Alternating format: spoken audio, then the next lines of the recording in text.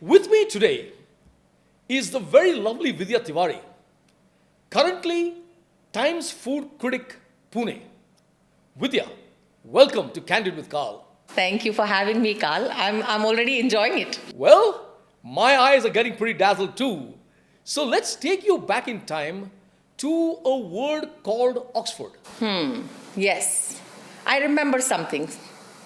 Studying in the Oxford of the East. Oxford of the East, yes, yes. So tell me, Vidhya, about your time in Pune. You were born and raised here, I believe. Yes, I was born and raised here. Have been here all my life. I'm a Pune girl. If you were to talk about your parents, the people who've raised you into becoming the lovely lady you are. Thank you so much. Yes, I mean, that's, what a beautiful way to start. And I think whatever I am today, I definitely am because of my parents. God first, and of course, my parents, I mean, we lost our mom when I was 19. It was in 2001 and way early. Right. And we lost our dad last year. Right. But I think it's not been just a normal household for us, right?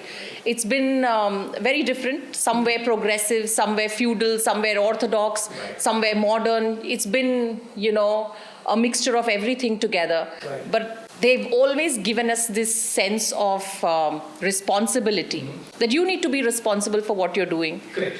It's not like we've not made mistakes in our life. Right. It's not like we've not done blunders. Right. But we've always had a home and a family to come back to and say, okay, I did this. Right. And now how do I, go further? How do I... Wonderful. Knowing your dad as I did, while being a very celebrated individual, he was also very rigid. So how do you think rigidity forms or transforms you? I think I got it from him. I'm also quite rigid, don't you think? Well, let me not say this. No, I am. In certain ways, I'm quite rigid also. And I think it's all... But I think with the rigidity sometimes is the forerunner to being forthright and Extremely. having very clear-cut views. See, Yes. normally you find people who are rigid either because they're tough to deal with, Right. or they're pretty clear about what they want to speak Yes. or talk about. Yes. And that's what, I think my rigidity is also it comes from a place of clarity. Right. This is what I want, this is what I don't want. And I think that I inculcated from my father because he was like that, very rigid and always did things that he wanted to do. Right. And that's how I think my brother and I have also been raised, and that's how we've lived our life. Vidya, I noticed you talking about we. I presume the we is also your brother, the wonderful Vivek. Yes, Vivek. That's how he likes to call himself, Of course, we live together and I Yes. mean, he's such a wonderful brother. He is. He's the only family I have. I'll tell you something, I'll choose Right. this family every single time, because I think he's such a lovely brother. I keep sending him these quotes, right? Yes. That I just want my brother to be rich so that I can be happy. Wow. Or I just want, I And know he's lived up to that. Yes, he's lived up to that. In fact, a little thing about Vivek, every one of us, everybody in the pageant world, they call me Karl Sir. Yes. And he was the first person who called me Sir Karl. Sir Karl. And I said, Vivek, I love this. Maybe you should say that more often. Yeah, and that's how he addresses you, Yeah, right? right. Sir Karl. Very sweet. It's very, Always, very sweet. yeah. You used a brilliant word called clarity. Yes. I think clarity is the essence of what drives you.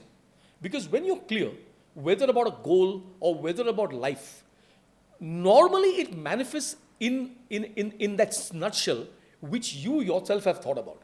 So that brings me to how did this clarity manifest into fashion? Well, I wanted to be a lawyer. Oh. Yes. Right. And I was studying law too, but Well, with your looks, there would have been a lot more divorce cases on the way.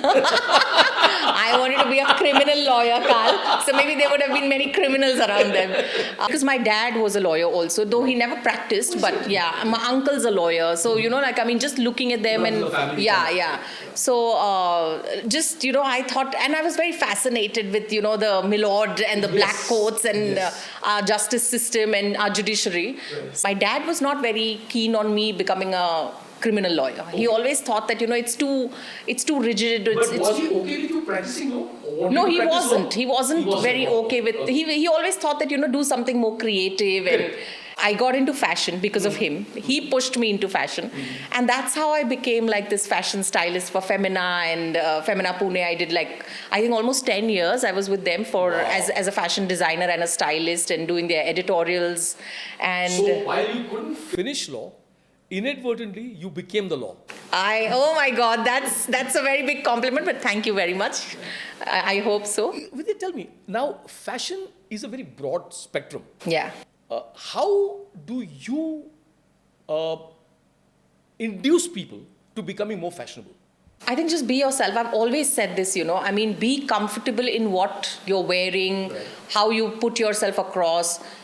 Just don't follow fads, Don't follow fashion just because it's the in thing right. And because someone else is wearing it. Like if I'm wearing something, I have to wear it according to my body type, according to how comfortable or, how beautiful I feel in it, not look in it, how I feel in it. That's important. Yes. Because if you're not going to feel, you can look prim and proper for a minute, but when you step out and you're uncomfortable, that shows on your face. It will come out. And I've always believed that, sometimes women look like fashion disasters because they don't understand how uncomfortable they are in what they are wearing or, what they are showcasing on them. With this talks about following trends rather than being comfortable in what you're wearing. Yes. And I think that's the essence. I mean, if you're comfortable, for example, in our world, which is pageantry, a lot of girls, for example, they see somebody else and then try to wear a mini skirt the next day. Yes. Not knowing there's an art in the way that you sit, in the way you carry yourself. So, if you're uncomfortable in a garment, don't wear it. 100%. Following the trends is one. Yeah. But I think you talked beautifully about feeling comfortable in a garment. Yeah. Now, how does this comfort translate into life? I think, life without comfort is not a life at all, yeah? Right. It's a sentence. I think you're putting yourself behind these invisible bars and you're trying to live up to something that's making you so unhappy that you're in a place of distress. So without comfort, how do you live your life? Funnily enough, many years back when I was in sales, I remember picking up a branded shirt. And I went and showed my boss. I said, I don't know whether it was an Arrow or a Louis Philippe. And I said, sir, I'm wearing a branded shirt. Yeah. And he looks at me and says, Karl, you be happy the day you only wear branded shirts. And it was such an eye-opener. It meant that dress well as a habit. Right. You may not be in designer clothes, but, dressing, vis-a-vis dressing well as a habit kind of got deeply embedded into my mind. Yeah. So today, whether it's a t-shirt, whether it's a formal shirt or whether it's a tuxedo, the idea is to be well turned out at all times. Yes. Now, what are some of the fashion disasters you've come across? There'll be several. Oh my God, there are many. I don't even know where to begin. Right. But I think a general rule for me is, when women wear something extremely tight or body hugging, and it doesn't suit them, or just because a bodycon, no extra flesh should be accentuated. Yes, and also because a bodycon dress is in fashion, you want to wear it. Do you have the body? You are the con. Don't wear a dress like that, which is it's a disaster on you. Like some people say that she's too loaded or she's wearing too many things. Some people can really carry that off. You mean accessories? Accessories, like they have this knack of wearing 20,000 different things and looking stunning. Not everyone can do that. So you'd advocate simplicity? Yes. Okay. Not just simplicity. I think it's just, again, be yourself, be comfortable, find your own space, find your own fashion statement, and I know you look stunning, No, here's the thing. This is something very important that you talked about. Today, a big name is image consultancy. Right. And, I would choose you as my image consultant Thank to you. enhance myself. So when you say finding yourself, this is very tricky. So because people come to me and they tell me, how can I be myself? Yeah. What do you advocate the best way to kind of finding yourself in fashion? I think being honest with yourself. Right. Seeing how your body is. Right. Checking yourself, trying a couple of things, trying things that can fit your style. For example, maybe a skirt doesn't suit you. Yes. So would you also say that, it's very important to have somebody as a mirror to Yes. advocate what you're wearing? It is. Or to enhance and tell you, yes, I think this suits you. Come on, everyone knows India is beautiful. We've got the most amazing fabrics, the most amazing designers, but I think they're not implemented properly. We are not using them right. Right. We are a walking, talking disaster sometimes is because we just follow fashion and fads blindly. Right. That needs to stop. And like you said, image consultancy. Today, this is a space, and I think everyone needs to hire a stylist or an image consultant so they can understand and they can enhance their life and make it more fashionable. Many years back, Vidhya, I was a chief marketing officer with Image Consulting Business Institute, which is the best or the biggest team in image consulting. And I remember at that point in time, there's a beautiful line which says, you never get a second chance to create a first impression. Agreed, 100%. Now, this first impression of anyone is critically important. Yeah. It may not always be the lasting, but when you start getting well turned out as a habit, you invariably leave a very good imprint of who you are. Yes. Which brings me to the imprint you left on the Magna Group. I know you were with the doyen of the publishing industry, Mr. Nari here. Yes. What can you tell us about him? Magna actually was my first job, as in as in working in an first job organization. where you got paid. Right. Where you're working in an organization 9 to 5, and you're doing all of that. Right. And my dad actually didn't want me to work, but he kind of just let me. He was like, "Why do you need to do it?" But I wanted to. It was the editor's position at Citadel. And who wouldn't miss that chance? Right. And I got, I had the chance to work with Pranita Hira, Mr. Nari Hira's daughter-in-law, and Mr. Ashok Dhamankar. All of them. Yes. And the Magna Group, they're lovely people, and it was just I had a lovely time with them. Celebrated the 25th anniversary of Citadel. So I think you talked of Citadel. Yeah. Are you aware that way back in Mumbai, I was raised on Queen's Road in a building called La Citadel. Another connection, Karl. Yes, another connection. Yes. And what made this Citadel a fortress? I think the people there. Everyone knew Mr. Hira. He was a stalwart in the industry. Glamour began and ended with him. With him, it did. I think yes. Such a glamorous man. He was effectively the Raj Kapoor of cinema. Yes. Like how Raj Kapoor was. Yes. He was to publishing. Publishing. Another very funny thing. When you talk of savvy, this article, I believe, as a male, it so fascinated me to read 5 pages about a Vidhya Tiwari or a Culinary that I remember telling somebody, I wish they had this for men. They didn't have this, but I think Vidhya, sometimes the misconception is that a male only wants to read about a woman. Yeah. Well, he may want to look at her, yes, but sometimes he also wants to read about somebody inspirational. In which case it could be a male. Agreed. And I think this drove it for many. I know there were a lot of people who wanted to feature on the cover of Savvy. Yeah. Because forget being savvy. It was a deep dive into who they were. Agreed. So what can you tell us about things like Society and Stardust? Were you also involved there? I wasn't involved there, but of course, the events and award functions and all that. Right. Yes, right. We brought the Savvy Awards to Pune. We did that here. You were a part of it also. Remember? Yes, at the Sheraton. Yes, so just that, not really with the editorials or anything. Right. But yeah, I think those magazines have kind of built a generation. Yeah, women wanted to be, like you said, women wanted to be featured there. Women wanted, even for Society, like people wanted their homes to be featured in Society interiors, because they are, end of the day, these magazines are, they've built, I don't know what to say, like, a legacy. Yes, a legacy. And I'll tell you one very important thing which, people don't realize, which is now synonymous with podcasts. Right.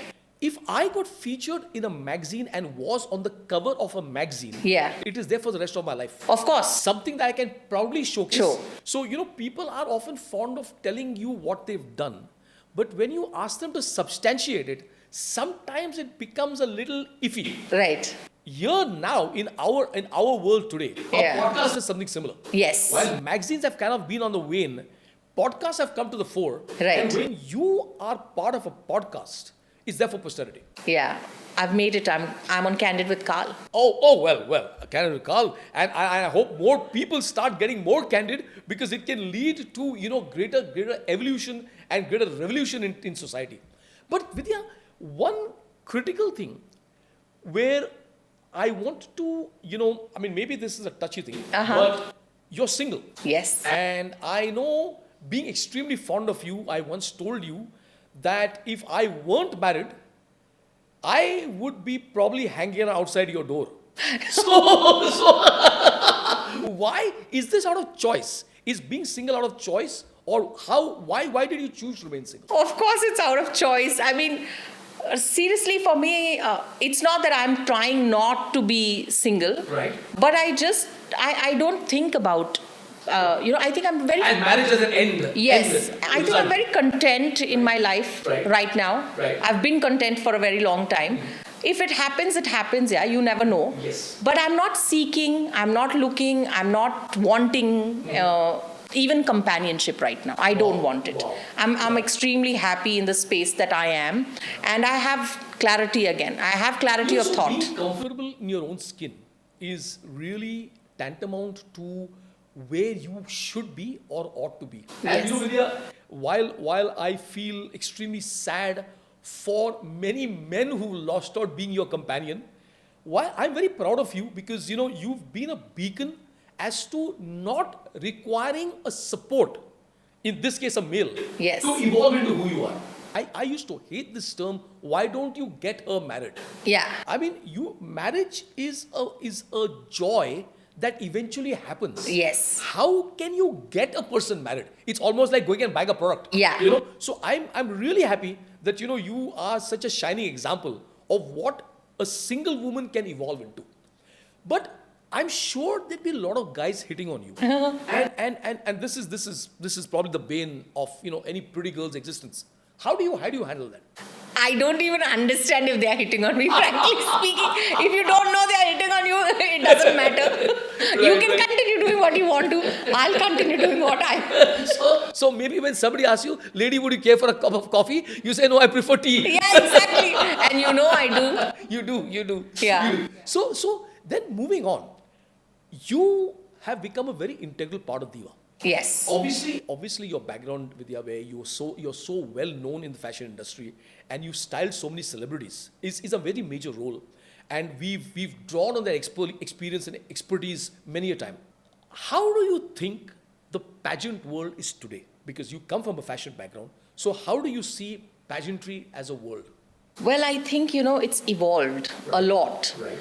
and it's a platform for especially DIVA and the Mrs. pageants I'm talking about, not just the Miss, because everyone talks about the Miss pageants and they've been there for eons now.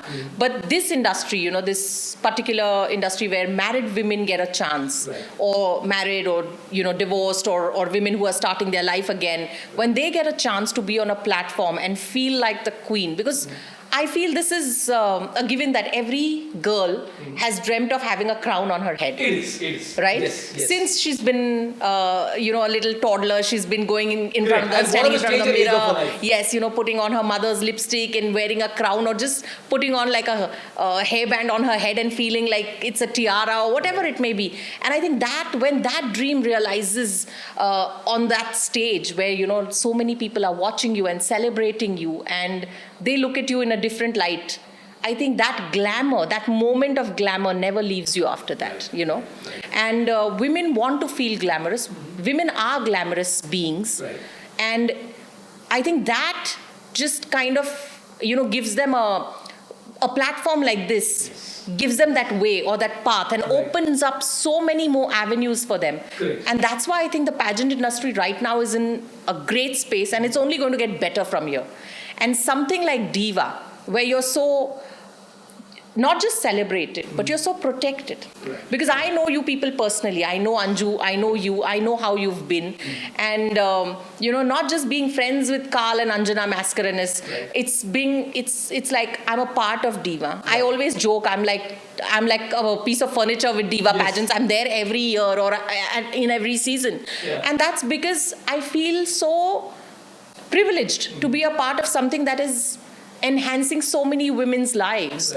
You all are giving so many women a beautiful chance to grow so sweetly, to spread their fragrance around and to bloom in such a beautiful way. I always say y'all are like, like mother hens protecting these chicks, these babies, so that nothing harms them, nothing comes around them. And that is very important in this glamour world. Because we all know how the industry can. You talked of protection, Vidya, and you talked of being an integral part of us.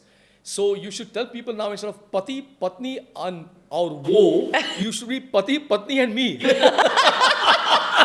Because you're really not part of us. And I think, you hit a very important point.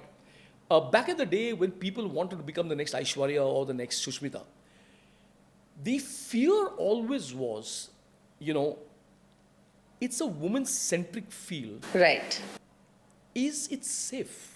Yeah. And I think when Anjana and me started this, above the crown and above the glory, what we really wanted to make is married women safe. Right. When you're part of our pageant, you may win the main crown or not. Right. But one thing I'll tell you with conviction over the last 9 years that we've been running this, that not a single person can ever say we were misbehaved with. And this kind of thought process extends to our team. Yes. So the first thing I would say is this word called peace and comfort that you talked about. Yes. If you're comfortable in a scenario, you normally can give off your best. Agreed, 100%, yeah.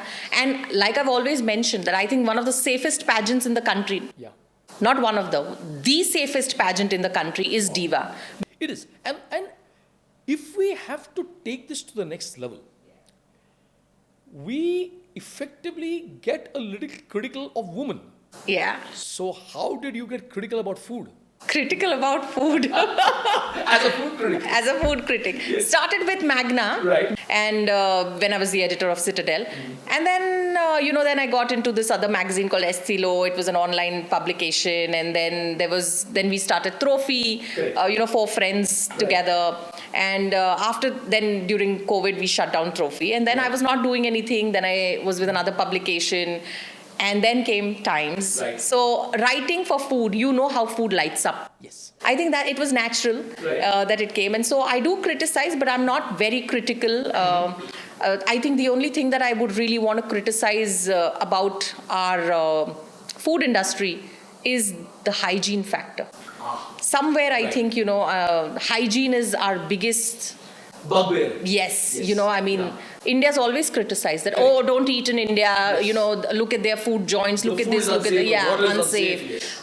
You can't do anything about water, but at least when you're serving food, look at your kitchens, look at, the people serving you food. Basic hygiene at least should be followed, yeah. It's curious because a lot of my friends who come and they carry bottled water everywhere. Right. They say I'm apprehensive to eat food outside because it's cooked in water. Yeah. So you know what I'm saying? So you hit a very, very, very important point. Yeah. That today, if hygiene is part of you, then you want something similar for your clients. Of course. For the people that visit your restaurant. Yes. Yeah? Yes. Now, if I were to ask you, is there any one restaurant or a couple of restaurants or maybe food in general which come to your mind, which you'd like to highlight? I think Sonte. It's my favorite. It's been my favorite forever. Right. I love that place. And of course, Chef Shailendra, like anything that he does or touches is gold for me. So yes, I think Sonte definitely. Mamma Mia. Yeah. I think that's been my favorite forever. Right. Yeah. It's so sweet because now there's such diversity in terms of cuisines that you have Italian and Turkish and Chinese and whatever. Vidya, today, there are a lot of chefs or budding chefs or people who wanted to be chefs who've gone into IT or whatever. Right. And I've met a couple of people in my life who've then been fortunate enough to start their own restaurants. And they're doing very well. What do you think in terms of food as a profession? For as a startup? I think it's great. Right. If you're passionate about food, it shows. And, you can make a mark. I mean, someone like Manish Panjani, he owns Chulbul Dhaba. Yes. And look at him. He doesn't have a background in food. But Absolutely. look at what he's done. Because in fact, I think when we both met him, Yes. what really struck in my mind was the fact that he was not even a budding chef. Exactly. He didn't even cook food. I think he made it very much like me. But he understands Yes. food. He loves food, and I think that shows, the way he's Absolutely. I mean, today. Yeah, Chulbul is a household name. Yes, yes. And if we forget Chulbul Pandey, even Chulbul Dhaba has become as famous. Definitely. And there are other small restaurateurs Yes. who have made a name. And Vidya, I think the essence that drives men, or like I remember this very famous book called The Fountainhead Right. by Ayn Rand. Yeah. And if you were to encompass it in one line, it is man's ego is the fountainhead of human progress. Yes. So if you don't have that essence in you of wanting to be better, Yeah. and that's when you develop into a Bill Gates or an Elon Musk or whoever you are. Right. Yeah. Now you are a very profound person, Vidya. Thank you. I know I just adored the conversations that we've had. Sharings about life. Anything that you want to share with us? I think I've stopped running. When You I said mean you stopped running and now are content with where you have reached? I've Is that what always you been content in my life, always, Okay. as far as I can remember. Right. And I've always been this very stable-headed person. You do, it's not that I don't make mistakes. You do Right. make mistakes, even when, a moment here, a moment there can definitely If prove you're not disaster. making mistakes, you're not living. Yes, you're not living, Yeah. right. Right. But I think I have this, it's a very good habit, I feel, that I'm not going to carry a dead body with me. Wow. Can you just say that again? I'm not going to carry a dead body with me. Right. It stinks. If I'm going to carry that dead weight around, it's Right. going to start stinking, and it's going to start hampering my life, my surroundings, my being. And increase your physical burden. Not because just now- the Yeah. burden, but even my persona, Karl. Imagine carrying a dead body around with you Absolutely. all the time. Absolutely.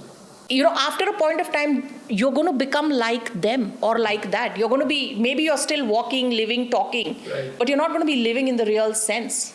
Incidentally, this brings me to, you just said something and something struck a chord. There's this brilliant movie I saw called Weekend at Bernie's.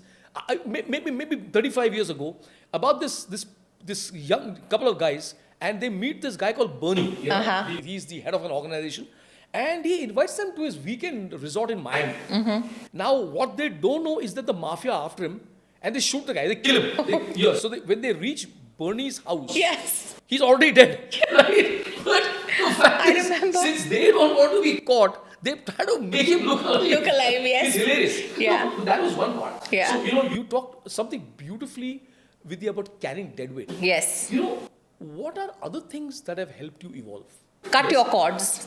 You mean don't become over-dependent? Is Yes. that what you're saying? Don't become over dependent. And also, when it becomes toxic, learn to get out of toxicity. Right.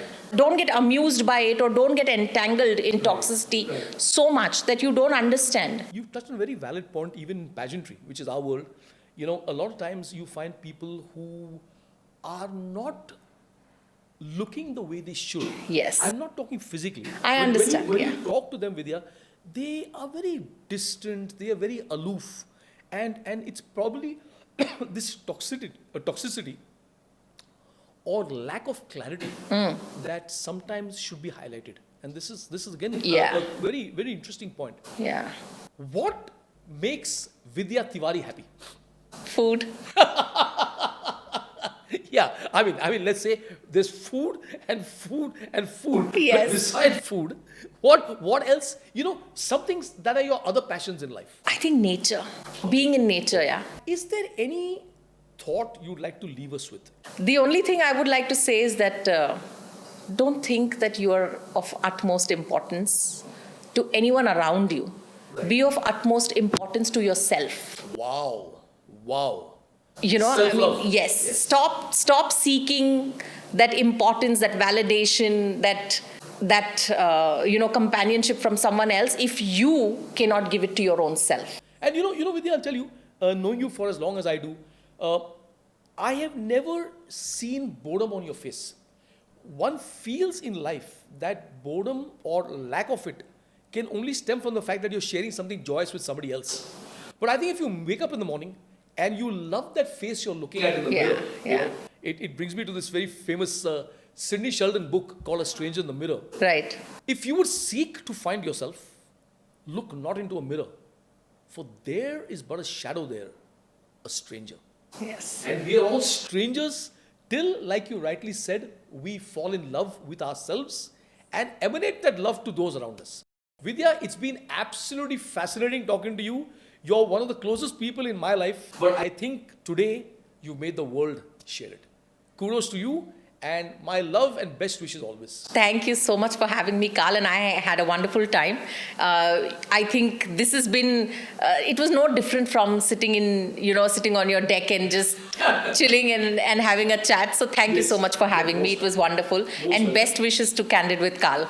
Fantastic, and may you always be the person you are always. Thank you.